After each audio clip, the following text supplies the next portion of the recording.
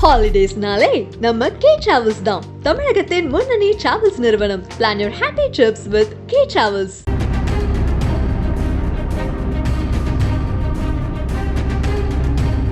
மேடையில் அமர்ந்திருக்கும் அனைவருக்கும், இந்த விழாவுக்கு வந்திருக்கும் பத்திரிகை, தொலைக்காட்சி, இணையதளம் நண்பர்கள் அனைவருக்கும் வணக்கம். ரொம்ப சந்தோஷமான ஒரு மேடை. எல்லாருமே ஒரு டீமாக ரொம்ப கஷ்டப்பட்டு பண்ண படம் இது. அதனால இன்னைக்கு இந்த படம் வந்து ஒரு ரிலீஸ் தேதியை நோக்கி போகுதுன்னு நினைக்கும் போது, நல்லபடியாக வந்திருக்குன்னு நினைக்கும் போது ரொம்ப ரொம்ப சந்தோஷமாக இருக்குது. கண்டிப்பாக அதுக்கு உங்களுடைய ஒத்துழைப்பு தேவை. எல்லா நல்ல படங்களும் இன்னைக்கு உங்களுடைய ஒத்துழைப்பை பார்க்குறோம். முதல் ஒரு நாளில் நீங்கள் சொல்லிடுறீங்க, அது வந்து ரொம்ப ஒரு பாசிட்டிவான ஒரு விஷயமா இருக்கு.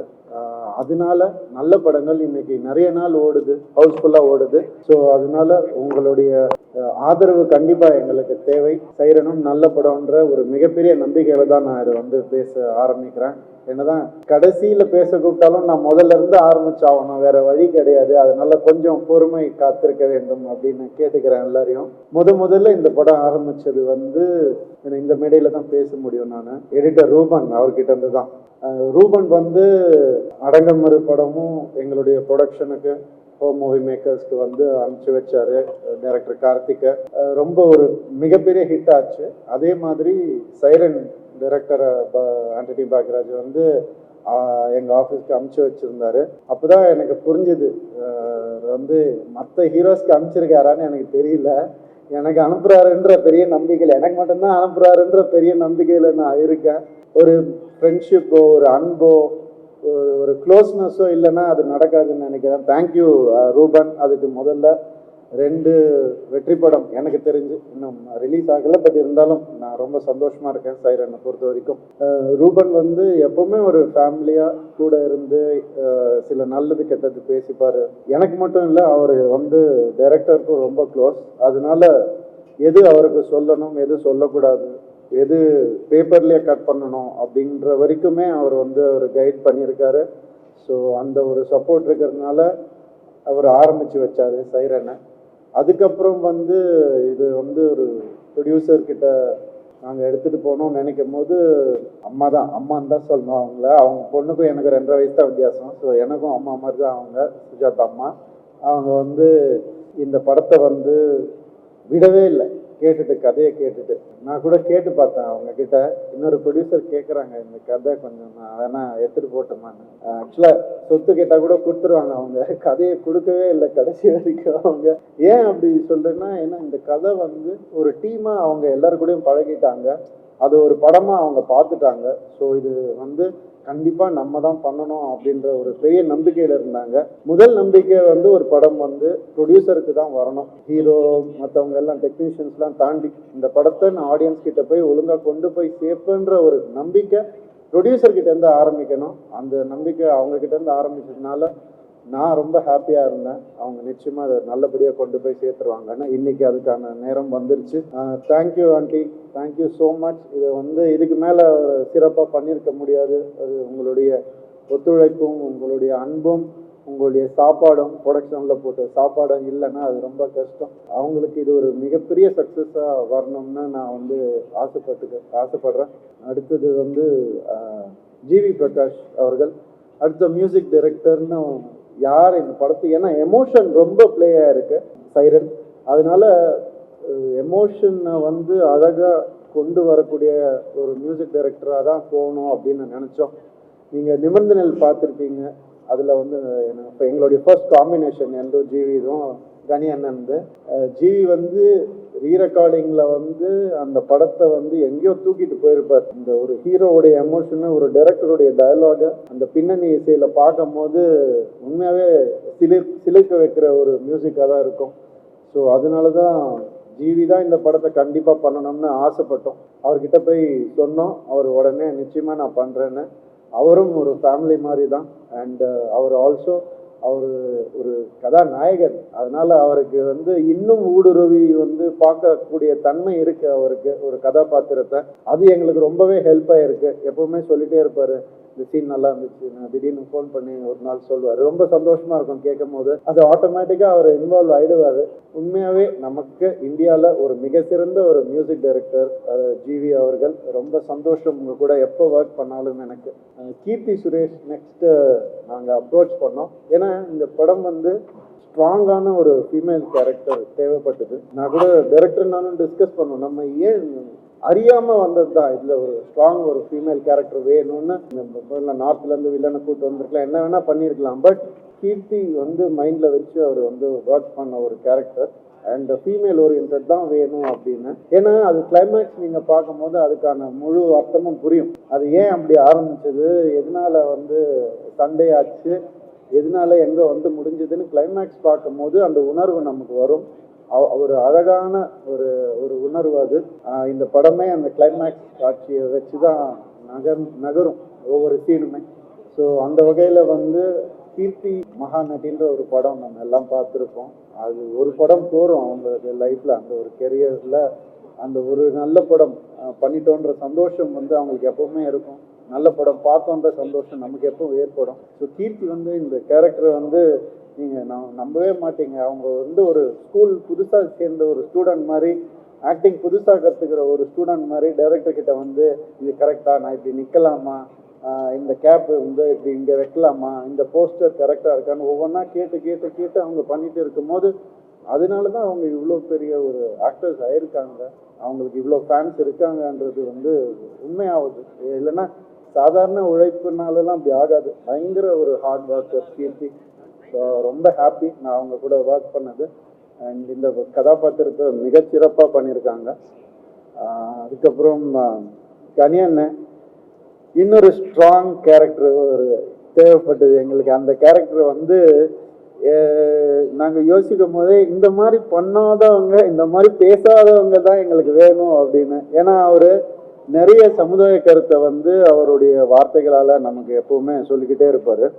படங்கள்லையும் சரி, நேரில் பார்க்கும் போதும் சரி. ஆனால் அவர் வந்து நெகட்டிவாக இருந்தால் எப்படி இருக்கும் அப்படின்னு அவரே சொல்லுவார். டேய், இதெல்லாம் பேசக்கூடாதுன்னு சொல்கிறவனை வந்து பேச வைக்கிறியப்பா அப்படின்னு கேட்டார். ஆனால் இது அப்படி பண்ணுங்க, நான் நல்லா இருக்கும் அப்படின்னு சொல்லி சொன்னேன் நான். ஸோ அவர் சரிப்பா, நம்ம ஒன்றா ஒர்க் பண்ணதில்லை, நீயும் நானும் ஒன்றா ஆக்ட் பண்ணதில்லை, நான் ஒன்று டைரக்ட் பண்ணியிருக்கேன், அது வேறு, அதனால நான் பண்ணுறேன், ஓகே ரவி சொல்கிறேன், நான் ஓகே நான் கேட்குறேன் அப்படின்னு ஒரு எந்த விதமான ஒரு இன்ஹிபிஷனும் இல்லாமல் எங்கள் டீம் கூட வந்து ஐக்கியமாகி அப்படியே ஆரம்பித்தது தான். அவர் நானும் வந்து நிறைய நல்ல விஷயங்கள் பேசியிருக்கோம்.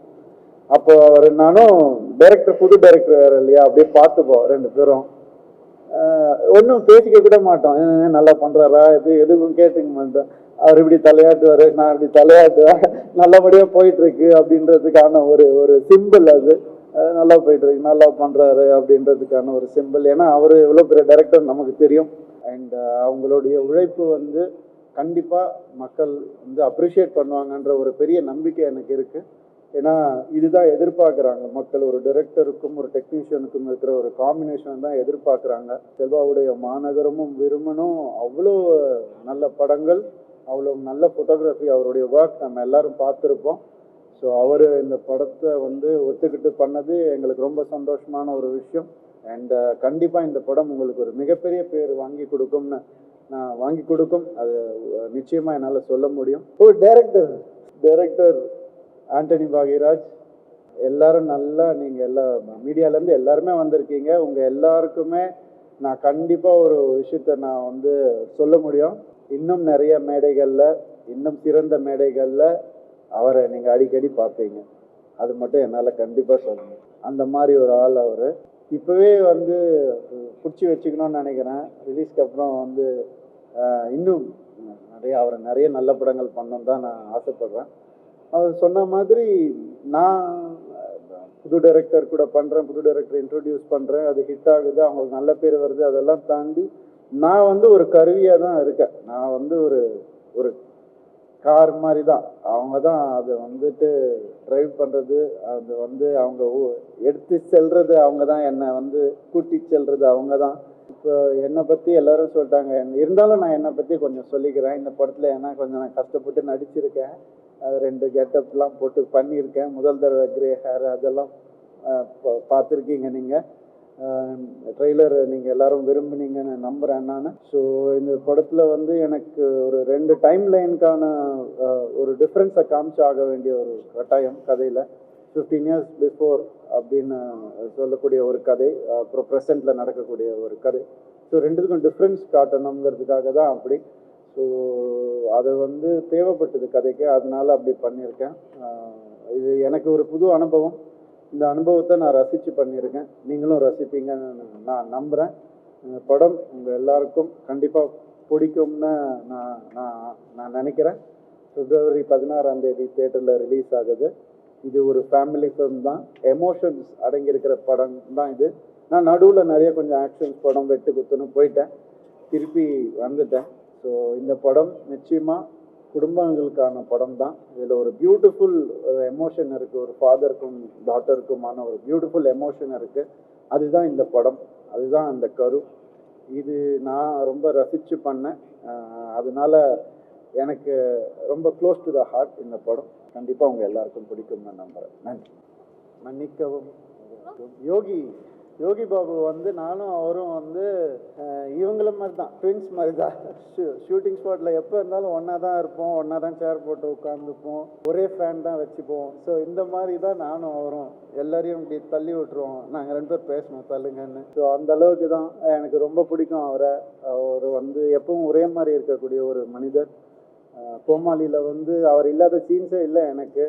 அவர் கூடயே தான் பண்ணிட்டு இருந்தேன். ஏன்னா அந்த கதை அப்படி, அதுக்கு அவர் தேவை அப்படின்றதுனால. அதை தாண்டி ஒரு நல்ல மனிதர், அவர் நல்ல எண்ணம் கொண்டவர். இந்த படத்தில் பர்டிகுலராக அவருக்கு வந்து கோமாளி படம் மாதிரி முழுக்க ஒரு ட்ராவல் இருக்குது. நாங்கள் எங்கள் 2 பேருடைய ட்ராவல் இருக்குது. அது ரொம்ப அழகாக அமைஞ்சிருக்கு, ஆர்கானிக்காக அமைஞ்சதுன்னு தான் சொல்லணும். அது ரொம்ப அழகாக எழுதியிருந்தார் டைரக்டர். ஸோ இது வந்து ஒரு நல்ல ஒரு காம்பினேஷன் எங்களுக்கு திருப்பி கிடைச்சிருக்குன்னு நினைக்கும் போது ரொம்ப சந்தோஷமாக இருக்குது. அண்ட் அனுபமா அவங்களும் ஒரு நல்ல ஒரு கதாபாத்திரம் பண்ணியிருக்காங்க. நிச்சயமாக அவங்களுக்கும் ஒரு நல்ல பேர் கிடைக்கும். நன்றி. தேங்க்யூ.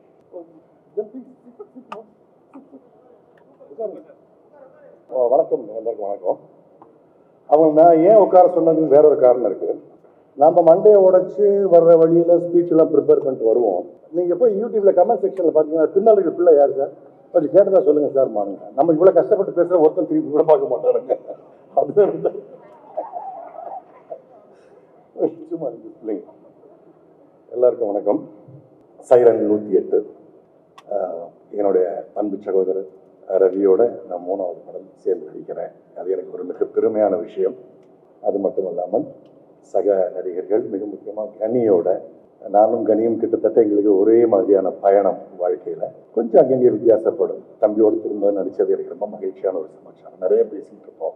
ஒரு நல்ல அருமையான ஒரு வைப் வந்து இந்த படம் கொடுத்தது. கீர்த்தி ஆகட்டும், அனுபமா, மற்ற நடிகர்கள் எல்லாரும், அஜய், எல்லாருமே நல்லா இருந்தது படத்தில். ஆண்டனி பாக்யராஜ் வந்து ஒரு ரைட்டராகவே எனக்கு முன்னாடி நல்லா தெரியும். நிறைய படங்கள் அவர் நான் சந்திச்சிருக்கேன். மிக திறமையான இயக்குனர். ஒரு ஆக்டர்கிட்ட எப்படி வேலை வாங்கணுங்கிறதுல ரொம்ப அழகாக பண்ணுவார். ஒரு கால்ஷீட் தேவை, நாளைக்கு டப்பிங் வரணும்னாக்கா அண்ணான்னு கூப்பிடுறது ஒரு டியூன் இருக்கும். அந்த வேலை முடிஞ்சிருச்சுனாக்கா அதே அண்ணா வேற ஒரு டியூன்ல இருக்கும்.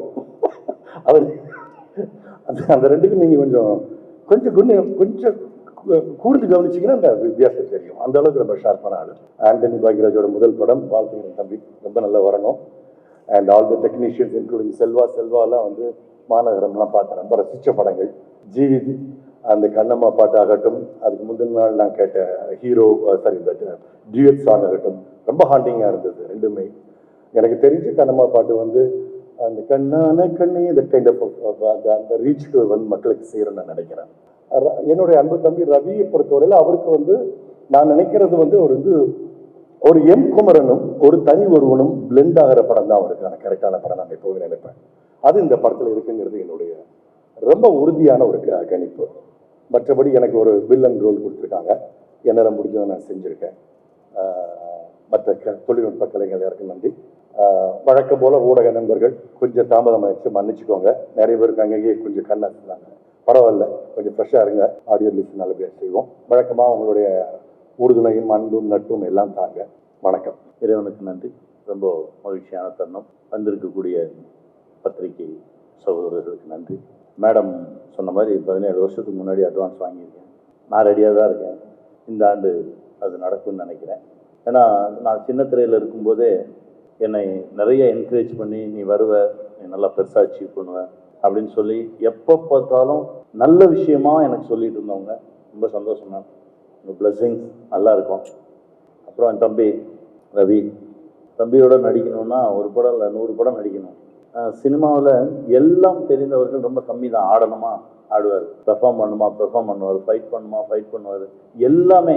அதாவது தம்பியை வச்சு என்ன வேணாலும் நம்ம கன்சீவ் பண்ணலாம். அந்த மாதிரி ஒரு தம்பி. அவருடைய திறமைக்கும் உழைப்புக்கும் இன்னும் அவருக்கான இடம், பெரிய இடம் ஒன்று காத்துட்ருக்கு. தம்பி வாழ்த்துக்கள். ஏன்னா அவரோடு நான் பணிபுரிஞ்சிருக்கேன். நிமிர்ந்து நெல் அப்படின்னு ஒரு படம் பண்ணோம். அதில் ஒரு போட்ட உழைப்பு சாதாரண உழைப்பு இல்லை. அவருடைய உழைப்புக்கு இன்னும் பெரிய பெரிய சாதனைகள் பண்ணுவார், பெரிய இடத்துக்கு வருவார். நான் இறைவன்ட்ட வேண்டிக்கிறேன். அப்புறம் ட்வின்ஸ் 2 பேரும், எங்கள் டைரக்டரும் கேமராமேனும் அப்படியே ரெட்டை பிறவிகள் மாதிரியே இருப்பாங்க. இவரை பார்த்தா அவரை பார்க்க வேணாம், அவரை பார்த்தா இவரை பார்க்க வேணாம். என்ன வேணுமோ அதை வாங்குற வரைக்கும் சிரிச்சுட்டே வாங்கிடுவாங்க. நல்ல திறமையான இயக்குனர். அடுத்தடுத்த படிகள் ரொம்ப பெரிய வெற்றி படிகளாக இருக்கும். இந்த படமே மிகப்பெரிய வெற்றி பெறும். தம்பி வாழ்த்துக்கள். செல்வா, உங்களுக்கும் என்னுடைய மனமார்ந்த வாழ்த்துக்கள். தம்பி ரூபன் எப்போ சந்தித்தாலும் ஏதாவது ஒரு நல்ல விஷயத்த பேசிக்கிட்டே இருப்பார் என் கூட. இப்போ கூட அண்ணா, அந்த சின்ன குழந்தைங்களுக்கு ஒரு நல்ல விஷயம் பண்ணணும், நல்ல படைப்பு ஒன்று கொடுக்கணும், அந்த ஜானரை யாருமே யோசிக்கவே மாட்டேன்றாங்கண்ணே அப்படின்னு சொல்லி ரொம்ப ஆதங்கப்பட்டு பேசிகிட்டு இருந்தார். ஒரு அற்புதமான விஷயம் சொன்னார். அநேகமாக இந்த ஆண்டு தம்பி ரூபன் அவர்களையும் ஒரு அற்புதமான இயக்குநராக பார்க்க வேண்டிய வாய்ப்பு இருக்கும். தம்பி வாழ்த்துக்கள்.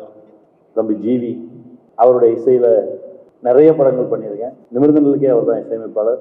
ஒரு அற்புதமான ஒரு கலைஞர். அவரோடு பயணப்படுவது ரொம்ப நல்ல விஷயம். அப்புறம் எங்கள் அண்ணன், எது சொன்னாலும் நாங்கள் ஒரு ஒரு ஒரு 5-6 நாள் சேர்ந்து உட்கார்ந்தோம்னாலே ஒரு கதை பண்ணிடுவோம். அந்த மாதிரி ஒரு பயணம். ரொம்ப சந்தோஷம் அண்ணன், உங்களோட பயணப்பட்டது ரொம்ப மகிழ்ச்சியாக இருக்குது. சைரன் 108, ஏன்னா ஒரு படம் பண்ணுவதற்காக ஒரு 7-8 வருஷம் முன்னாடி அந்த 108 அலுவலகத்துக்கு போயிருந்தேன். நண்பர் பிரபு அப்படின்னு சொல்லி அவர் தான் அந்த அலுவலகத்துடைய இயக்குனராக இருந்தார். அங்கே போயிருக்கும்போது அந்த அலுவலகம் நல்ல இதை விட பிரம்மாண்டமான ஒரு அலுவலகம், ஒரு பெரிய ஜோன். அதில் வந்து எங்கெல்லாம் ஆக்சிடென்ட் நடக்குதோ அங்கேருந்து வரக்கூடிய ஃபோன் கால்ஸ் அட்டன் பண்ணுறதுக்கு ஒரு பெரிய ஒரு டீம். இந்த பக்கம் மரணித்தவர்களை எடுத்துகிட்டு போகிறதுக்காக இலவச ஆம்புலன்ஸுக்காக ஒரு டீம். இன்னொரு பக்கம் ஒரு பெரிய டீம் உட்கார்ந்தது. அவங்க வந்து சைக்காலஜி படித்தவங்க. அவங்க எப்படின்னா, இந்த தற்கொலை பண்ணிக்க போகிறேன், இது பண்ணிக்க போகிறேன், என் குடும்பத்தில் எனக்கு பிடிக்கவே இல்லை, இவங்களுக்கு கவுன்சிலிங் கொடுக்கறதுக்காக ஒரு டீம். ஆல்மோஸ்ட் ஒரு 2 நாட்கள் அவர்களோடு பயணப்பட்டது மறக்கவே முடியாது. எதிரியாக இருந்தாலும் சரி, நண்பனாக இருந்தாலும் சரி, நமக்கு துரோகமே பண்ணியிருப்பான், ஆனால் நம்ம வண்டியில் ஏறிட்டான், அவனை காப்பாற்றணும் அப்படின்ற ஒரே ஒரு நோக்கத்தோடு செயல்பட்டு இருக்கக்கூடிய இந்த ஆம்புலன்ஸ் ஓட்டுநர்கள் ஒவ்வொருவருக்கும் இந்த படம் ஒரு மிகப்பெரிய சமர்ப்பணமாக இருக்கும். இந்த படம் மிகப்பெரிய வெற்றி பெறும். அதுக்கு நான் இறைவன்கிட்ட பிரார்த்தனை பண்ணிக்கிறேன். நன்றி, வாழ்த்துக்கள். அனைவருக்கும் வணக்கம். முதல்ல இந்த வாய்ப்பு எனக்கு கொடுத்த சுஜாதா மேம்க்கும் ரவி சாருக்கும் நன்றி. அவங்களோட ஹோம் ப்ரொடக்ஷனில் இந்த படம் பண்ணியிருக்கேன். தேங்க்ஸ் டு ஆண்டனி வந்து டார்லிங் படத்துலையும் எனக்குன்னு ஒரு பேர் இருக்குல்ல, அசிஸ்டன்ட் டைரக்டர் அவர். அதுக்கப்புறம் டைலாக் ரைட்டராக எல்லா டாப் ஃபிலிம்ஸ், விஸ்வாசம், நிறைய படங்களில் வந்து டைலாக்ஸ் எழுதி அவரும் சவரியும் 2 பேருமே வந்து தொடர்ந்து பிஸியாக இருந்தாங்க. அண்ட் அப்புறம் டிரெக்டராக மாறுறாரு. ஸோ அவரோட ஃபஸ்ட்டு படம். So best wishes to Antony. ஒரு கமர்ஷியல் ஃபிலிம், ஒரு family entertainer, commercial film, action, ஹீரோக்கு நல்ல ஸ்கோப், அவருக்கு ஆக்டிங்க்கு ரொம்ப நல்லா நடிச்சிருக்காரு ரவி சார். அந்த ஒரு மெச்சூர்ட் ரோல் வந்து ரொம்ப நல்லா பண்ணியிருந்தார். நான் அவர்கிட்ட சொல்லிட்டே இருந்தேன் ஒரு வாட்டியும் கால் பண்ணி. Is done very nice job.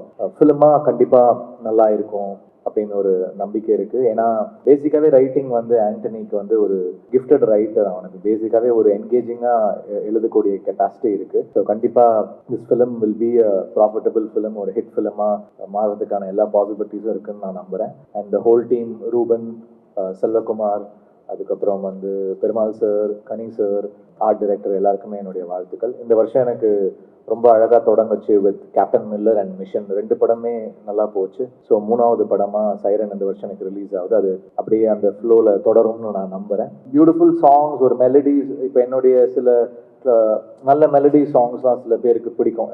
சில படங்களில் பண்ணியிருக்கேன், மத்ராசப்பட்டு மாதிரி. அந்த மாதிரி சாங்ஸ் வேணும் அப்படின்னு ப்ரொடியூசர் ரொம்ப ஸ்பெசிஃபிக்காக கேட்டாங்க. ஸோ அதனால் வந்து அந்த ஸ்பேஸில், ஒரு மெலடி ஸ்பேஸில் ஃபிலிமுடைய பேஸை வந்து ஸ்பாயில் பண்ணாமல் நம்ம வந்து ஒரு டெலிவரி பண்ணியிருக்கோம் இந்த ஃபிலிமில். நீங்கள் கேட்டுட்டு சொல்லுங்கள். 2 சாங் ரிலீஸ் ஆகிருக்குது. நீங்கள் கேட்டு எப்படி இருக்குன்னு சொல்லுங்கள். தேங்க்யூ. படம் கண்டிப்பாக ஒரு ஹிட் ஃபிலிமாக ஆகணும்னு நான் நினைக்கிறேன். ஹாலிடேஸ்னாலே நம்ம கே டிராவல்ஸ் தான். தமிழகத்தின் முன்னணி டிராவல்ஸ் நிறுவனம். Plan your happy trips with K Travels.